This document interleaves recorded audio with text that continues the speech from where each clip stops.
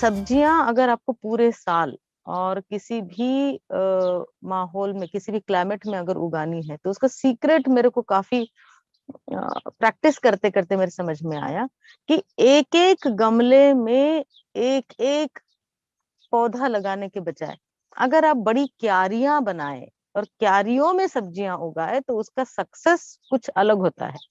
उसका सक्सेस ऐसा होता है कि बिल्कुल आप जैसे जमीन के मॉडल को आप रेप्लिकेट कर रहे हैं छोटे छोटे इसमें।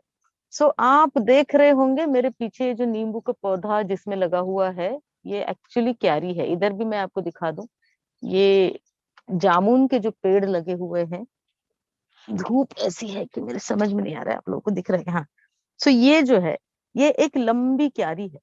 और इस लंबी क्यारी में आपको दिख रहा होगा कि इसमें जामुन के पेड़ है, कुंदरू की बेल है, और इस तरह से पानी के टंकी के ऊपर चढ़ता चला जाता है। सो इन क्यारियों को बनाने के लिए मैं जब भी बताती हूँ, लोग सबसे पहले सवाल पूछते हैं कि वजन कितना आता है और छत पर सीपे जाएगा कि नहीं।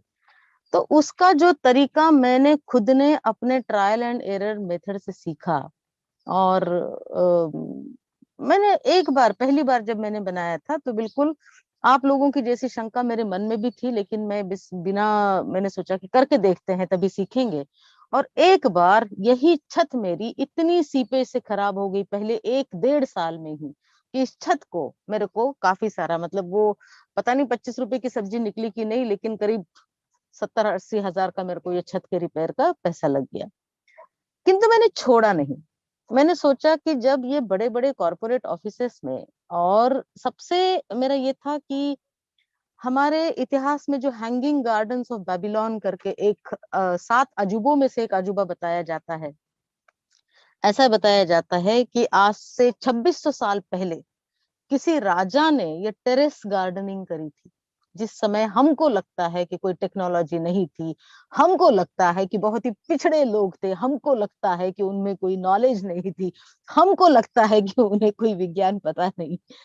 और उस समय अगर एक राजा इराक जैसी जगह पर, बेबीलोन जो कहते हैं, वो शायद आज के कंटेम्पररी इराक के पास में कहीं है, और इराक हम जानते हैं सारा रेगिस्तान है।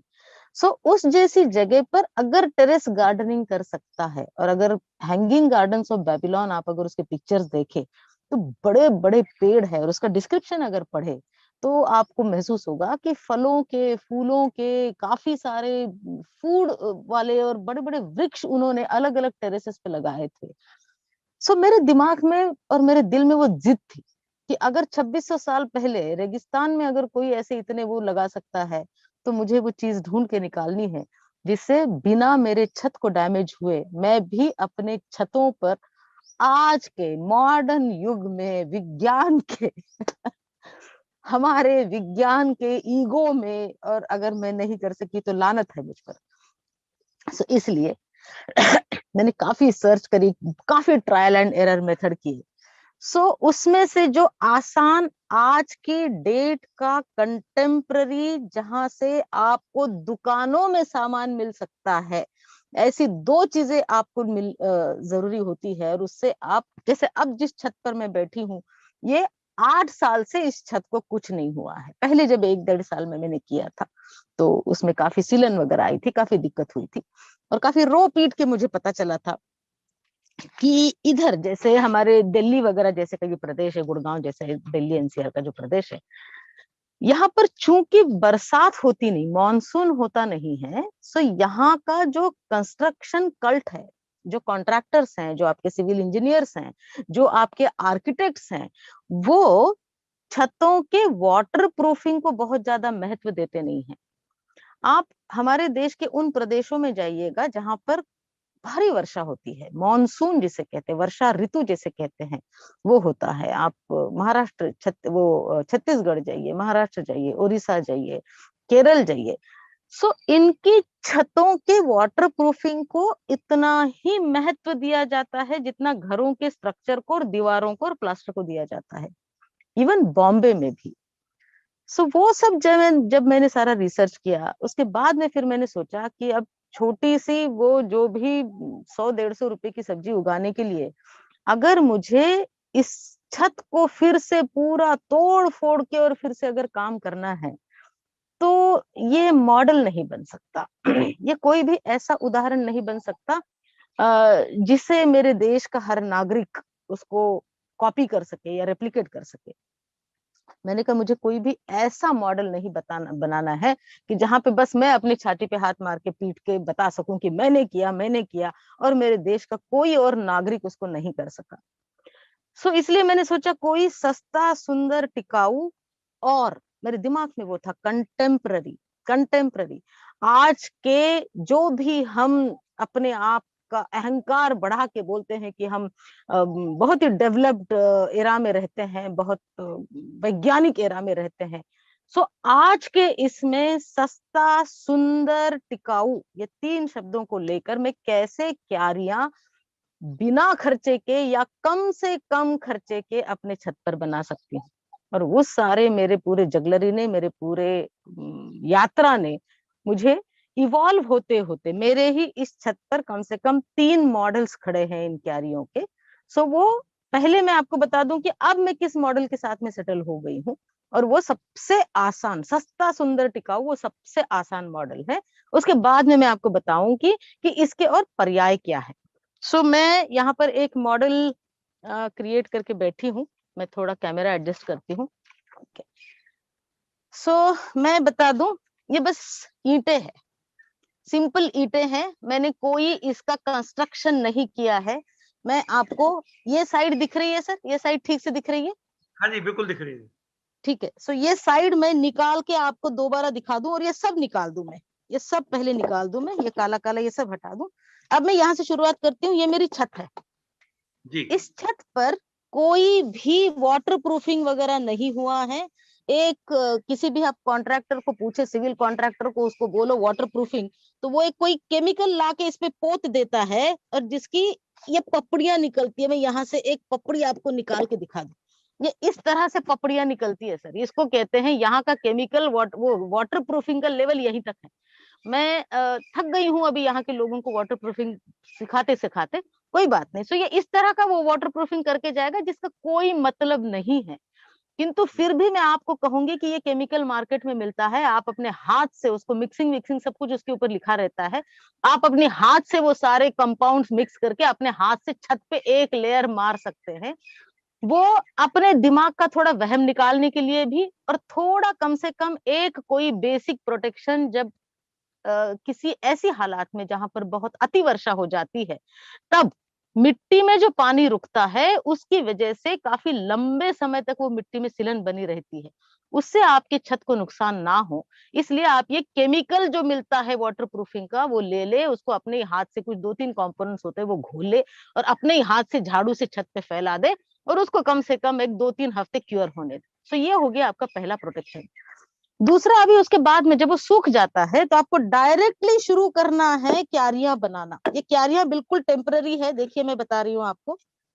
सो ये जो ईंटें हैं, मैंने क्या करा है, इन ईंटों को बस एक चौकोर, जिस साइज की मुझे क्यारी बनानी है उस साइज की मैंने ये ईंटें लगाई है। ये जो नीचे का लेयर है, इसमें हर ईंट में कम से कम आपको 2 अंगुल का डिस्टेंस रखना है, जो नीचे का लेयर है।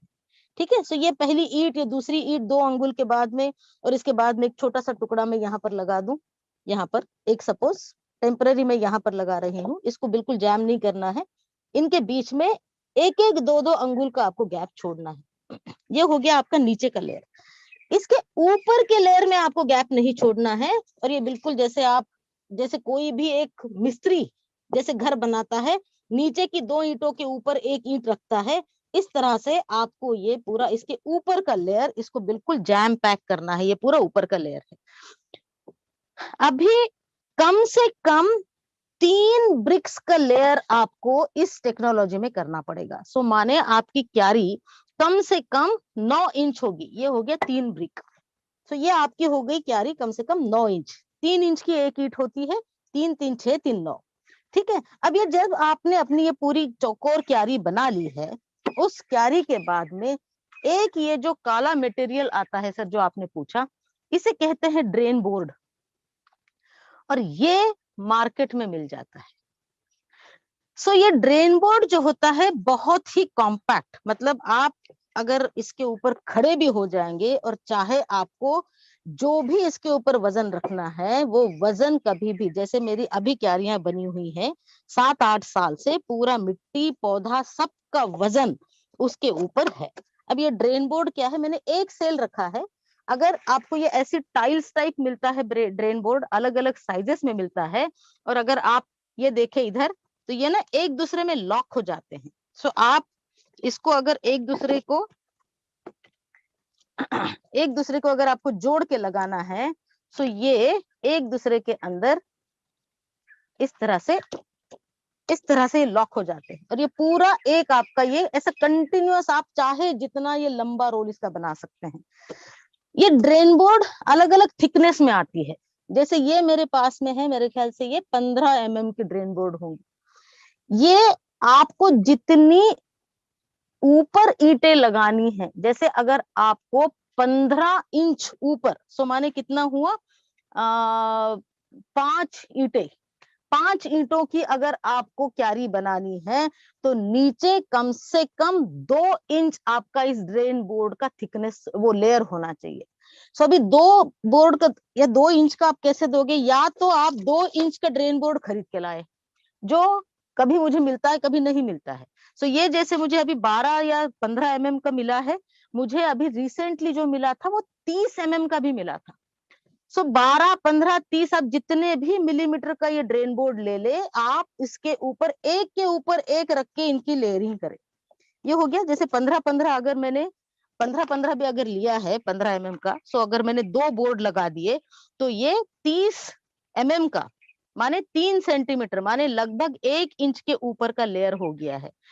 सो अगर मैं 9 इंच 3 ईंटों का लेयर लेती हूँ, सो इसमें कम से कम 1 इंच का ड्रेन बोर्ड आपको होना चाहिए। अभी इसकी स्ट्रेंथ में दिखाऊंगी सर, इसके ऊपर मैं आपको बिल्कुल खड़े होके दिखा रही, आप इसमें बिल्कुल चल सकते हो। बहुत ही स्ट्रेंथ वाली ये चीज होती है, एक बार आपने लगा दी तो सालों तक इसका बिल्कुल कोई भी दिक्कत नहीं होता है, और ये पूरा वेट लेता है। इसका फायदा क्या है, इसका फायदा यह है कि छत से आपको ये जो भी आप जितना थिकनेस इसको लगा रहे हैं, 1 इंच 2 इंच 3 इंच, आपको बस लेयरिंग करते जाना है एक के ऊपर एक। सो उतना आपके छत को प्रोटेक्शन मिलता है। दूसरा अगर आप देखें तो ये सारे छेद हैं, सो आप जो भी पौधों में पानी देंगे या कभी वर्षा हो जाएगी, तेज बरसात हो जाएगी, तो वो पानी यहाँ से पूरा आपके छत पे से बह के चला जाएगा। जैसे आपके छत पे जब बरसात आती है तब अगर वो बह के चला जाता है, उसी तरह से आपके पौधों का पानी भी बह के चला जाएगा, और कभी वर्षा हुई तब भी वो मिट्टी में पानी रुकेगा नहीं।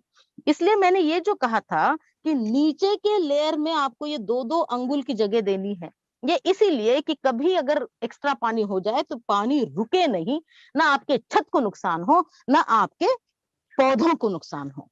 सो ये हो गया आपका बेसिक छत का प्रोटेक्शन, ये हो गई आपकी क्यारी। ये क्यारियां मैं पीछे आपको दिखाऊंगी, जैसे अभी मैंने ये जामुन की क्यारी दिखाई, ये परमानेंट क्यारी है। सबसे पहले मैंने इसको कंस्ट्रक्ट करवाया, उसके बाद इसमें भी जो खर्चा आया, मुझे लगा नहीं मुझे ये भी खर्चा कम करना है। ये भी हर व्यक्ति इतना खर्चा करके गार्डन पे सब्जियां उगाने के लिए इतनी मशक्कत नहीं कर सकता, इसलिए मैं इनको टेम्पररी क्यारियां कहती हूँ। सो आप ऐसी टेम्पररी क्यारियां बना के भी उसके नीचे इस तरह से ड्रेन बोर्ड डालें। ड्रेन बोर्ड डालने के बाद जो दूसरा चीज आपको होता है उसे कहते हैं ये कपड़ा, इसे कहते हैं जियो फैब्रिक। जियो फैब्रिक भी हॉर्टिकल्चरिस्ट का या लैंडस्केपर्स का सालों से छुपाया हुआ एक राज है। ये जियो फैब्रिक क्या है मैं आपको दिखा दूं, आपको मैं पहले दिखा दूं कि इसको बिछाना कैसे है, उसके बाद में मैं आपको बताती हूँ कि ये जियो फैब्रिक क्या चीज है। सो बिल्कुल जैसे आपको ये कपड़ा बिछाना है इसमें, और ये चारों तरफ इसको बाहर निकालना है, और इन क्यारियों में दबा के बिछाना है। आपको जिस साइज का चाहिए आप इसके बाद में इसको काट सकते हैं, जितना चाहिए उतना ही ले, वेस्ट ना करे, क्योंकि बहुत काम की चीज है ये, और आपको काफी लंबे समय तक आपके साथ में चल सकती है। तो ये जैसे मैंने चारों तरफ लिटाया, थोड़ा थोड़ा इसको बाहर निकाला, ये जो आपकी जो ऊपर की ईंट है इससे थोड़ा कम से कम 3-4 इंच बाहर लटकता होना चाहिए, क्योंकि जब आप इसमें मिट्टी डालोगे वो मिट्टी की वजन से ये थोड़ा कपड़ा और अंदर खिंच जाएगा। उसके अलावा अगर कोई पेड़ लगाओगे, जैसे मैंने जामुन का पेड़ लगाया है, तो उसकी जड़ें भी जब फैलेंगी तो धीरे धीरे धीरे धीरे ये कपड़ा नीचे बैठता चला जाएगा। इसलिए आपको चारों तरफ थोड़ा 3-4 इंच बाहर निकालने की जरूरत होती है। और ये निकलने के बाद में जैसे उसका फायदा ये है कि जैसे जैसे ये बैठता जाएगा तो आपका ये कपड़ा पूरा अंदर जाके, जैसे अगर ये इधर से खिंच गया तो पूरा कपड़ा अगर अंदर चला गया, इधर से दिखा, ये कपड़ा अगर आपका अंदर खींच के चला गया तो फिर से यहाँ पर इस गैप में मिट्टी चली जाएगी और वो मिट्टी पानी को रोकेगी और फिर आपके छत पर सिलन आएगी। इसलिए आपको ध्यान रखना है कि कितनी भी ऊंची आपने क्यारी करी हो, मेरे पास 15 इंच 18 इंच तक की भी क्यारियां हैं, सो उसके बाहर ये कपड़ा आना चाहिए। पूरे दीवार के ऊपर से नीचे कम से कम 3-4 इंच कपड़ा गिरना चाहिए। और जब आप इसमें मिट्टी भरोगे, जब आप इसमें पौधा लगाओगे, उसके कम से कम 6 महीने तक आपका ये कपड़ा साइड में इसी तरह से लटका हुआ छोड़ दो। कई अर्बन गार्डनर्स मुझे कहते हैं पूर्णिमा बड़ा गंदा दिखता है। मैंने कहा देखो थोड़ी आंखों की ब्यूटी आप डेफिनेशन चेंज करो। Beauty lies in the eyes of the beholder, है ना, जो जिस आंख से देखोगे वो वैसी ही चीज आपको दिखाई देगी। तो थोड़ी आंखों की डेफिनेशन पौधे के और आपके छत के सहूलियत के लिए 6 महीना आप उसको छोड़ दो। उसके बाद में आप इस कपड़े को आपको जितना चाहिए बाहर से उतना काट सकते हो, किंतु ये जो ईंटों की ये सतह है ये हरदम आपकी इस कपड़े से कवर होनी चाहिए। इस कपड़े के ऊपर आप उसके बाद में दोबारा कोई ईंट रख दो तो आपको ये कपड़ा नीचे से दिखेगा भी नहीं। आपका अगर एक बार कपड़ा सेटल हो गया तो आप इसके ऊपर ईंट रख दो तो ये बाहर से कोई कपड़ा आपको दिखेगा भी नहीं। सो ये हो गया आपके छत का प्रावधान, सीपेज का प्रावधान। उसके अलावा ये जो जियो फैब्रिक नाम का ये जो कपड़ा है, ये पौधे के जड़ों के ग्रोथ के लिए बहुत सपोर्ट करता है, बहुत सपोर्ट करता है। इसलिए भी जब पौधे की जड़ें इस कपड़े के साथ साथ बढ़ती है तो पौधा बहुत हेल्दी बढ़ता है। पौधे की जड़ कभी भी जियो फैब्रिक को फाड़ के नीचे नहीं जाएगी, इसका भी प्रावधान हमको करना पड़ता है। अब मैं आती हूँ कि जियो फैब्रिक है क्या। डेमोन्स्ट्रेशन यहाँ पे खत्म हो गया कि पहले ईंटों की लेयर बिल्कुल टेम्पररी, नीचे के लेयर में आपको 2-2 अंगुल की वो छोड़नी है, गैप छोड़नी है। ऊपर के लेयर आपको कितनी गहरी क्यारी बनानी है उसके ऊपर डिपेंड करता है। मेरे पूरे छत पर 18 इंच से ज्यादा माने 6 लेयर ईंटों से ज्यादा ऊंची कोई भी क्यारी नहीं है। और उसी में मेरे सारे पेड़ भी लगे हुए हैं, सारी बेलें भी लगी हुई है और सारी सब्जियां उसके बीच में, जैसे मैं हरदम कहती हूँ, इंटीग्रेटेड होता है। इंटीग्रेटेड तरीके से मेरी ये सब्जियां सारी चलती है। अगर आपको सिर्फ सब्जियां उगानी है, पेड़ नहीं लगानी है और बेलें नहीं लगानी है, तो आपको 4 ईंटों का क्यारी भरपूर है। माने 12 इंच ऊंचा क्यारी, जिसमें नीचे कम से कम 2 इंच का थिक ड्रेन बोर्ड और उसके ऊपर जो भी आपकी मिट्टी का कॉम्पोजिशन आपने बनाया है वो मिट्टी का कॉम्पोजिशन। मिट्टी का कॉम्पोजिशन भी मैंने अपने पिछले सेशन में कहा था बहुत ज्यादा महत्वपूर्ण है। जमीन की उठाई हुई मिट्टी अगर आप सीधे गमलों में और क्यारियों में डालोगे तो वो परफॉर्म नहीं करती है। छत के लिए आपको मिट्टी हल्की, भुरभुरी, पानी को, मॉइस्चर को रोकने वाली और पानी को बहा देने वाली ऐसी ही मिट्टी बना के आपको इसमें डालना है। मिट्टी के कॉम्पोजिशन के मेरे कई सारे वीडियोस हैं। मेरे तो अपनी अमृत मिट्टी है, अमृत मिट्टी का भी वीडियो है, आप उसको देख सकते हैं। सो ये मिट्टी वगैरह सारा आपने भर दिया। अब मैं आती हूँ ये जियो फैब्रिक क्या चीज है। इसके थिकनेस को कहते हैं GSM। सो 150 GSM का जियो फैब्रिक आपको 12 इंच का गहरा क्यारी और आपका 2 फीट बाय 2.5 फीट या 2 फीट बाय 3 फीट के लिए सफिशियंट है। किंतु अगर इसके ऊपर आप लंबा या ऊंचा जाना चाह रहे हैं, या लंबा जाना चाह रहे हैं या ऊपर ऊंचा जाना चाह रहे हैं, तो इसकी थिकनेस होनी चाहिए 200 GSM। आइडियली 200 जीएसएम अगर आपको जियो फैब्रिक मिलता है तो आइडियली आप किसी भी कैरी में डाल सकते हैं। एक 10-15 रुपए का फर्क होता है जियो फैब्रिक के जीएसएम के पर स्क्वायर मीटर रेट में। सो ये जो जियो फैब्रिक है आपको दुकानों में, नर्सरी की दुकानों में, या जैसे दिल्ली एनसीआर में जहाँ पे हम बीज वगैरह खरीदते हैं, गार्डनिंग की दुकानें होती है, उन दुकानों में भी मिल जाता है। यहाँ पर जो पूसा इंस्टीट्यूट के आसपास एग्रीकल्चर, इसके आसपास जितनी भी दुकानें हैं सारी एग्रीकल्चर सप्लाईज की, हॉर्टिकल्चर सप्लाईज की, उसमें भी आपको ये जियो फैब्रिक मिल जाता है। और अगर नहीं तो किसी भी जो बड़ा बिल्डिंग बना रहा होगा उस कॉन्ट्रैक्टर से, उस कॉन्ट्रैक्टर को पूछो कि भैया मुझे जियो फैब्रिक कहाँ मिलेगा। क्योंकि जो भी ये हाई राइजेस शहरों में बनाई जाती है, उस हाई राइज के नीचे जो पार्किंग एरिया होता है, और पार्किंग एरिया के ऊपर मिट्टी भर के जो बड़े बड़े पेड़, आपको लगता है कि ग्राउंड फ्लोर पे बहुत बड़े बड़े पेड़ खड़े हैं, तो वो पार्किंग एरिया की छत और मिट्टी के बीच में बिल्कुल हजारों लाखों मीटर में यही कपड़ा बिछाया जाता है। ये चीज जब मैंने ढूंढ के निकाली, एक ये और एक ये ड्रेन बोर्ड, ये जब चीज मैंने ढूंढ के निकाली, और ये बहुत महंगी नहीं है। ये ड्रेन बोर्ड आपको उसके थिकनेस के हिसाब से मेरे ख्याल से 25 रुपए या 28 रुपए पर टाइल, जैसे मैंने दिखाया ये टाइल्स में आता है, अलग अलग टाइल की साइजेस होती है। सो पर टाइल 25 से 28 रुपए पर टाइल आता है ये। जैसी साइज बढ़ती चली जाएगी शायद इसका रेट कम ज्यादा होता चला जाता है। और ये इंटरलॉकेबल है। सो यही ले आप, अगर आपके पास कोई ऐसी शॉप नहीं है जो आपको ड्रेन बोर्ड नहीं दे पा रही हो, किंतु आप किसी इंडस्ट्रियल शहर में रहते हैं जहां पर बड़े बड़े या तो इलेक्ट्रॉनिक इक्विपमेंट्स मैन्युफैक्चर हो रहे होंगे या कारें मैन्युफैक्चर हो रही होंगी, वहां पर उसके कारों के या बड़ी बड़ी वॉशिंग मशीन, रेफ्रिजरेटर्स, ये सब जो शिप होते हैं, उसके समय, उसको शिप करते समय नीचे प्लास्टिक के पैलेट नाम की चीजें लगती है। तो अगर आपके शहरों में प्लास्टिक के पैलेट, वेस्ट कबाड़ी वाले के पास से मिलेंगे आपको प्लास्टिक के पैलेट। मेरे को गुड़गांव में फायदा यह है कि मारुति जैसी यहाँ पर इंडस्ट्री भी है, और उसके बाद में यहाँ पर गार्डनिंग की एक शॉप हमने ढूंढ के निकाली है दिल्ली एनसीआर के, अगर लोग कहीं देख रहे होंगे। सो यहाँ पर एक कापसहेड़ा बॉर्डर में जो बीजों की दुकानें हैं 2-3, वहां पर भी ये ड्रेन बोर्ड और जियो फैब्रिक आपको दोनों मिल जाता है। और नहीं तो आपको पूसा के पास में मिलेगा। जो बाकी शहरों से लोग जुड़ रहे हैं वो क्या कर सकते हैं, उनके पर्याय में बताती हूँ।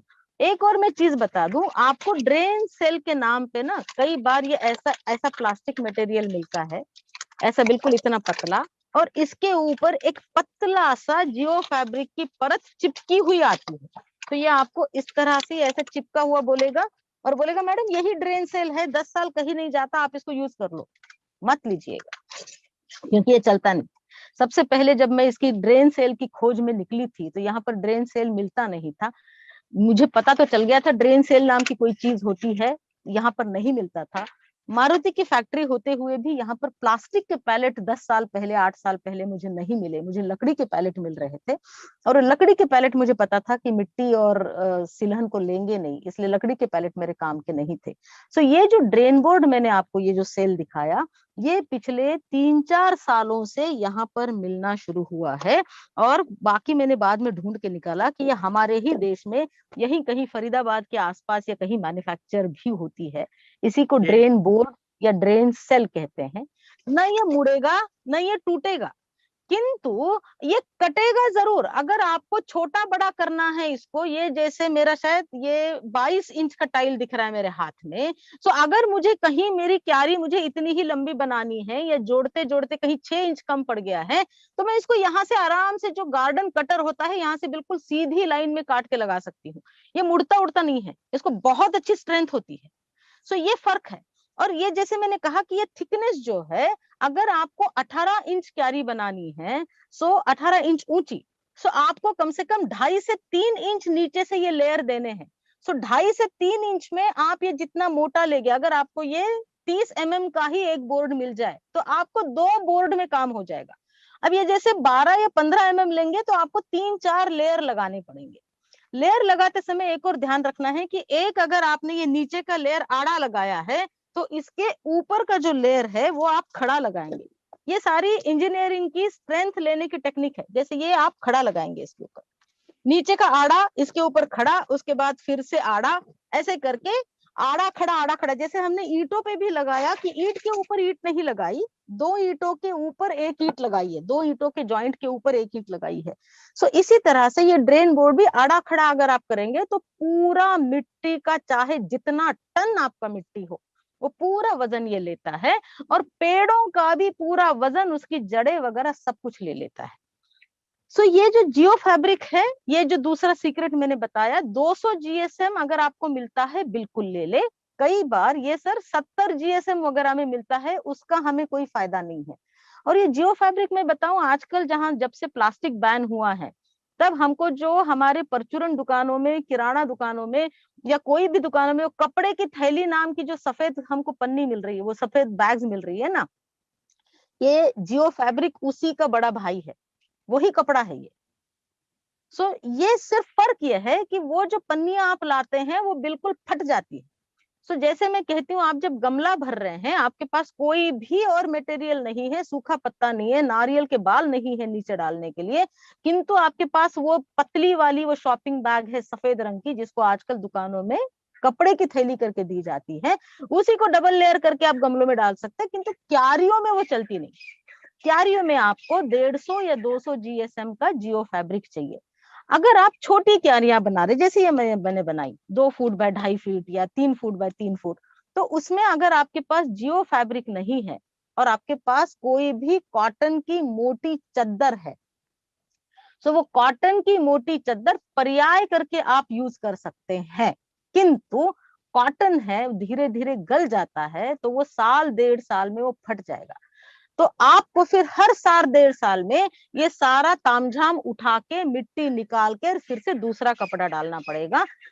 यही बोरी के साथ भी होता है। अगर आपके पास अच्छी क्वालिटी की बोरी है, जिसके वो छेद होते हैं बहुत पास पास में, और अच्छी घनी, जिसमें हम गेहूं वगैरह पैक करते हैं, सो वो बोरी भी आप जियो फैब्रिक की जगह पर डाल सकते हैं, किंतु वो उतना प्रोटेक्शन नहीं देती जितना जियो फैब्रिक देता है। सो बोरी गल भी जाती है, पानी भी नीचे से काफी रिझाव कर जाती है, मिट्टी को भी काफी छोड़ देती है, और उसकी वजह से भी फिर से आपकी छत पे सीलन आने की चांसेस होते हैं। इसलिए बेस्ट है कि आप जियो फैब्रिक मंगवाए। कहीं आजकल आप ऑनलाइन भी अगर आप सोचोगे, इंडिया मार्ट वगैरह में भी अगर आप जाओगे, तो आपको 10-5 मीटर 10-20 मीटर इंडिया मार्ट से, अमेजोन वगैरह से मुझे नहीं पता, पर इंडिया मार्ट से ये चीजें काफी सस्ती मिलती है। ये मेरा अनुभव है, मैंने शुरू में इंडिया मार्ट से कहाँ कहाँ से मंगवाया था उसको। सो अब यहाँ पर मुझे दिल्ली एनसीआर में ये मिल जाता है मटेरियल। सो ड्रेन बोर्ड का दूसरा पर्याय है प्लास्टिक का पैलेट। अगर आप ऐसी जगह पर रहते हैं जो बहुत बड़ी बड़ी शहरें नहीं है, इंडस्ट्रियल शहर नहीं है, और आपको ये ड्रेन बोर्ड और प्लास्टिक का पैलेट अवेलेबल नहीं है, तो मैं बता दूं, ये जो मेरे पीछे की क्यारी है, इसको जब मैं बना रही थी, सो ये जब मैंने परमानेंट क्यारी बनाई थी, तब ये ड्रेन बोर्ड वगैरह मैंने जैसे कहा कि मुझे पता तो चला था, किंतु मुझे अवेलेबल नहीं हो रहा था। और जितना मुझे मेरे छत पर चाहिए था, वो अगर मैं ऑनलाइन मंगवाती रहती तो बहुत ज्यादा खर्चा हो रहा था, और मुझे खर्चा कम करना था। तो उसमें मैंने परमानेंट क्यारी बनाते समय ये जैसे ये छेद रखे ऐसे, हर एक 1.5-2 फीट के बाद में, ये पूरी लंबी क्यारी में हर 1.5-2 फुट के बाद में इतना बड़ा छेद है। देखिएगा, मेरा पूरा हाथ इस तरह से इसमें जा रहा है, और इसने नीचे इस क्यारी में सतह से लेके, ये रूफ सरफेस से लेके, इस छेद के कम से कम 2 इंच ऊपर तक मैंने डाला है खंगर। ईंटों की भट्टियों में ईंटें निकालने के बाद जो नीचे एक ऐसा हल्का पोरस मटेरियल, वेस्ट मटेरियल निकलता है, उसको कुछ इंग्लिश में कुछ कहते हैं, मैं देखती हूँ मेरे पास कोई पीस अगर अवेलेबल हो तो मैं आपको दिखा दूं। खंगर वो कंस्ट्रक्शन में काफी यूज होता है, जहां पर भी हमारे टॉयलेट्स बनाए जाते हैं, उस टॉयलेट्स के संकन एरिया को भरने के लिए आपका हर कॉन्ट्रैक्टर, हर मिस्त्री वो खंगर को यूज करता है। हल्का होता है, पोरस होता है, और वो ईंटों के भट्टियों का वेस्ट होता है। सो वो मुझे यहाँ पर कंस्ट्रक्शन में मिल गया था, तो मैंने सतह से लेके इस छेद के 2 इंच ऊपर तक वो खंगर के टुकड़े डाले, क्योंकि वो टूटते नहीं है आसानी से, हल्के होते हैं, और काफी बड़े बड़े पीसेस आपको मिल जाते हैं। उसके बाद उसके ऊपर ये जियो फैब्रिक आपको मिल रहा होगा, ये सर यहाँ पे करीब 8 साल से है। ये अभी इसकी ईंटें उतार के ही मैंने आपको नीचे दिखाया है, इसलिए मैं थोड़ा पास में लेकर आती हूँ इसको। करीब करीब 8 साल से इस क्यारी में ये जियो फैब्रिक है। ये जियो फैब्रिक, ये जो क्यारी है, यहाँ पर क्यारी ये खत्म होती है, इस क्यारी के ऊपर पूरा यहाँ तक आए इस तरह से ये है। और इसके ऊपर मैंने ये सारी ईंटें निकाल रखी थी, जो आपको अभी दिखाने के लिए मैंने यहाँ से ईंटें उतारी इस तरह से। तो क्या होता है, कपड़ा मुझे बाहर दिखता नहीं है यहाँ पर, और ये जो जियो फैब्रिक है ये पूरा यहाँ पर इस तरह से इस मिट्टी को झेले हुए है, इस पूरे जामुन के पेड़ को झेले हुए है। ये पूरी जो कुंदरू की मेरी ये बेल जा रही है, करीब 6 साल से ये कुंदरू की बेल यहाँ पर है, ऊपर तक गई हुई है। अभी मैंने उसका लॉट भी हार्वेस्ट किया है। तो ये पूरा प्रावधान 8 सालों से मेरे छत पर इस तरह से है। सो अगर ड्रेन बोर्ड नहीं है तो खंगर, खंगर भी अगर आपको नहीं मिलता है तो आप ईंटों के 3-3 या 4-4 इंच के टुकड़े डाल सकते हैं। किंतु मेरा अनुभव यह है कि ईंटों के टुकड़ों की वजह से जियो फैब्रिक फटता है।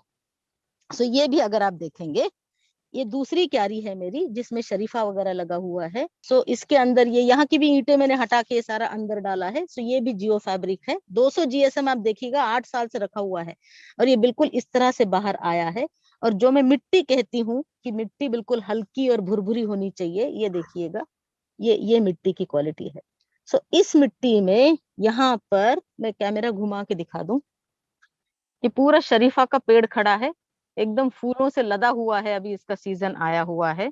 और ये सारी जो मेरी बेलें, अब ये सेम वगैरह कटा हुआ है, ये सारा यही मटेरियल, ये जियो फैब्रिक है। ये सारा मैंने कल ना ईंटें हटाने के लिए सर ये सारा हटा दिया है। सो ये जियो फैब्रिक इस तरह से बाहर आया हुआ रहता है। ये थोड़ा शायद कुछ कटवट भी गया है, हो सकता है हमारे मालियों ने इसको थोड़ा नजरअंदाज किया है, किंतु ये 8 साल से इतना बाहर है। सो क्या होगा, ये जो सतह है ये बिल्कुल ये साफ रहती है, नीचे इसमें से पानी मिट्टी इसमें से नीचे जाता नहीं है। और आपका ये पूरा कंस्ट्रक्शन का इसमें से भी कोई सीलन बाहर नहीं है। देखिएगा, ये सीलन सिर्फ ये जो कपड़ा है, ये कपड़ा इस दीवार की सीलन को बचा रहा है। ये देखिएगा, ये कपड़ा है, इस दीवार में कोई सीलन नहीं है, जबकि अंदर इतनी मिट्टी और इतनी लंबी, ये करीब 16-17 फीट लंबी मेरी क्यारी है। सो इस तरह से अगर आप प्रावधान करेंगे, सो छतों पर क्यारियां बनाकर, टेम्पररी क्यारियां जो भी कहिए आप, ऐसी परमानेंट क्यारियां, ये सब बनाकर बहुत अच्छे से आप बिल्कुल जमीन का मॉडल रेप्लिकेट कर सकते हैं। मैं अभी आपको मेरी जो टेम्पररी क्यारी करीब पिछले 5-6 सालों से बनी हुई है वहां पर लेकर जा रही हूँ। वहां पर मेरे नींबू के पेड़ लगे हुए हैं, मैं दिखा दूं। सो ये है सर मेरी टेम्पररी क्यारी जो करीब 6 साल से है। आप देख सकते हैं, 1 2 3 4 5 6 ईंटें, फिर से ये जियो फैब्रिक और ये मिट्टी। और ये जो क्यारी है, 1 2 3 4 5 6 7 8 ईंट लंबी और करीब 4 ईंट चौड़ी, ये इतनी मेरी एक बड़ी क्यारी है। और इस क्यारी में मेरे ये नींबू के पेड़ लगे हुए हैं। ये देखिएगा, इसमें अच्छे से नींबू खिल रहे हैं। ये करीब मेरी 5-6 साल पुरानी ये है। और ये मेरी छत है। ये छत पे देखिएगा कोई सिलन नहीं है यहाँ पर। ये जो ईंटें वगैरह नीचे की जो लेयर है, ये लेयर काफी उसमें सिलन आ गई है, क्योंकि इसमें पानी रहता होगा। यहाँ पर ये एक ईंट पूरी 3 इंच का पूरा ड्रेन लेयर डला हुआ है। और इसलिए वो जो ड्रेन लेयर के नीचे जो पानी होगा, ये कहीं ब्लॉक हो गया होगा, अभी मुझे थोड़ा साफ करना पड़ेगा, वरना इतना इतना गैप आपको पानी जाने के लिए छोड़ना है नीचे के लेयर में। वो कहीं अभी 5-6 साल में ब्लॉक हो गया होगा, इसलिए नीचे की ईंट पे आपको सिलन दिख रही है, बाकी आपको कहीं पर भी किसी भी ईंट में सिलन नहीं है। और मेरे छत पर भी सिलन नहीं है, क्योंकि पानी यहाँ से निकल जाता है। यही ये जो परमानेंट क्यारियां मैंने दिखाया था, इन परमानेंट क्यारियों में ये देखिएगा इतने बड़े बड़े छेद है सर, ये परमानेंट क्यारी है। और इन छेदों में मुझे नहीं पता यहाँ से दिखेगा क्या, अगर अंदर दिख रहा होगा, इसके नीचे वो खंगर के टुकड़े डले हुए हैं। अंग्रेजी में इसको सिंडर कहते हैं। और ये हर कंस्ट्रक्शन साइट पे, बिल्कुल जो रोड साइड पे रेत, सीमेंट, ईंट वगैरह जो लोग बेचते हैं, उनके पास में ये सिंडर मिल जाता है आपको। सो वो सिंडर यहाँ पर मेरी परमानेंट क्यारियों में डला हुआ है। जियो फैब्रिक, जैसे मैंने कहा कि मेरे को एक 8-10 साल पहले उसका इजाद हो गया था, और वो आप देखेंगे इवन मेरे लकड़ी के गमलों में भी, ये लकड़ी का गमला है, ये भी इंडस्ट्रियल वेस्ट वुड है। ये जैसे वो जो फलों की पेटियां आती है सर, उसकी लकड़ी निकाल के मैंने ये गमला बनाया हुआ है। ये करीब 4 साल हो गया ये गमला है। इसमें भी ये जियो फैब्रिक की बिल्कुल बैग सिला के मैंने अंदर डाला हुआ है, और उसके अंदर ये मेरी मिट्टी डली हुई है।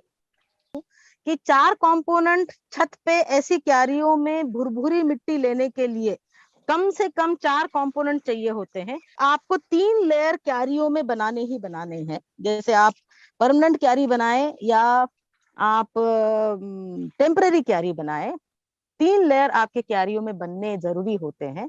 3 लेयर में सबसे नीचे वाला लेयर मैं हरदम कहती हूँ, जिसको मैं ड्रेन लेयर कहती हूँ।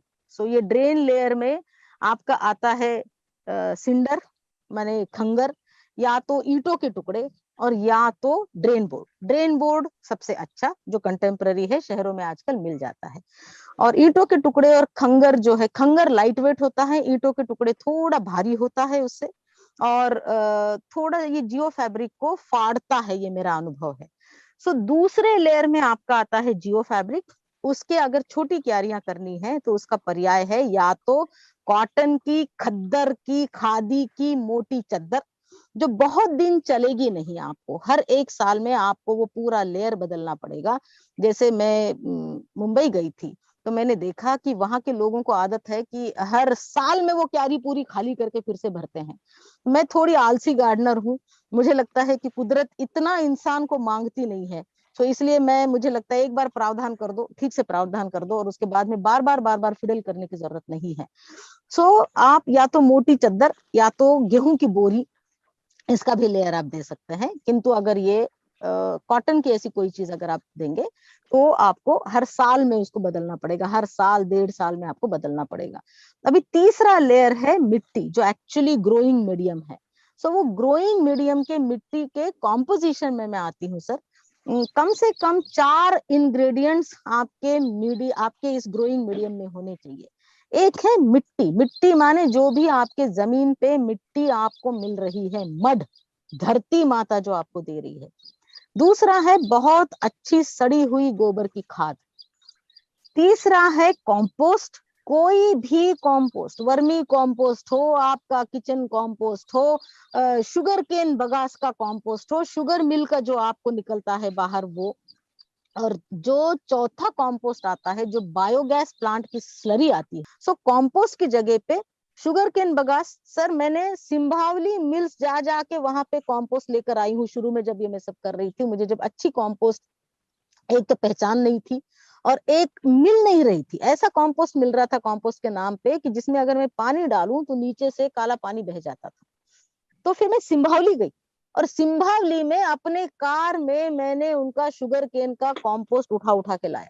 जब मैंने पहले जाके उनकी प्रोसेस देखी सिंभावली शुगर मिल्स की, कि वो किस तरह से करते हैं, एरोबिक करते हैं या अनएरोबिक करते हैं। तो जब मैंने देखा कि उनकी तो पूरी ऐसी एकर्स की एकर्स लैंड में उनकी वो कंपोस्ट पड़ी हुई है, तो फिर वहां से मैं कंपोस्ट उठा के लाई। सो कोई भी अच्छी कंपोस्ट जो या तो गोबर से बनी हुई हो, जिसको हम वर्मी कंपोस्ट कहते हैं, या सूखे पत्तों से बनी हुई हो, या किचन वेस्ट से बनी हुई हो, या शुगर केन बगास से बनी हुई हो। ये हुआ तीसरा कंपोनेंट। चौथा कंपोनेंट सूखे पत्ते। जहां से भी आपको मिले, जितने वैरायटी के मिले, जितने वैरायटी के पौधों के मिले, वो सूखे पत्ते, ये आपका चौथा कंपोनेंट।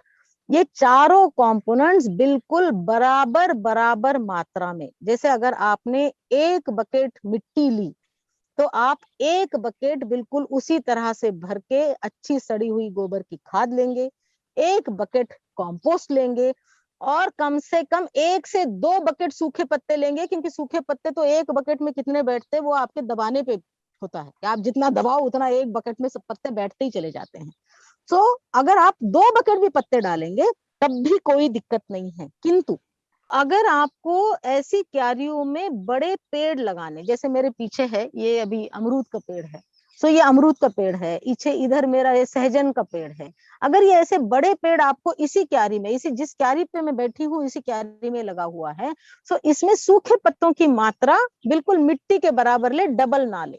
अगर आपको सिर्फ सब्जियां लगानी है तो सूखे पत्तों की मात्रा आप 2 बकेट ले सकते हैं, मगर अगर आपको पेड़ लगाने हैं तो सूखे पत्तों की मात्रा आप 1 ही बकेट ले।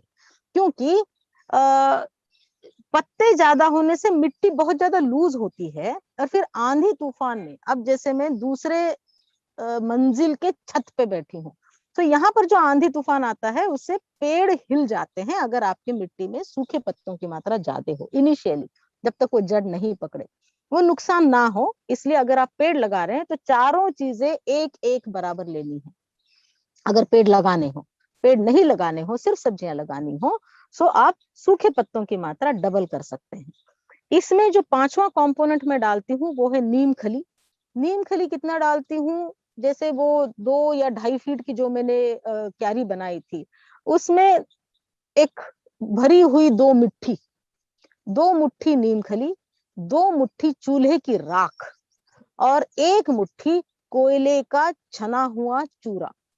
छना हुआ माने बिल्कुल गेहूं या चावल के दाने का चूरा लेना है, बाकी डस्ट वगैरह निकाल देनी है। सो ये टोटल 7 कंपोनेंट्स, अगर आप अमृत मिट्टी नहीं बना रहे हैं और आपको ऐसी मिट्टी मिक्स करके अगर डालने हैं, तो ये 7 कंपोनेंट आप मिलाएंगे। उसके ऊपर या अमृत जल या खट्टी छाछ का पानी, या अगर आपके पास में वेस्ट डिकम्पोजर कई लोगों के पास में है जो एनसीओएफ ने बनाया था वो, और अगर ये तीनों भी नहीं है तो केवल पानी, इसको छिड़क छिड़क के आपको इस मिट्टी को हर हफ्ते में एक बार पलटी करके 3 हफ्तों तक आपको ये काम करना है। क्यारी में भर दीजिएगा, आप उस पे पानी या ये इनमें से कोई भी सॉल्यूशन आप छिड़किएगा, छोड़ दीजिएगा, हर हफ्ते में एक बार पलटिएगा, और उसके बाद में फिर पानी मार के उसको नम रखिएगा। आपको ये जिंदगी में एक ही बार करना है जब आप क्यारी शुरू कर रहे हैं। इसलिए इस मिट्टी का कम से कम 3 हफ्ते रेस्ट करना जरूरी है।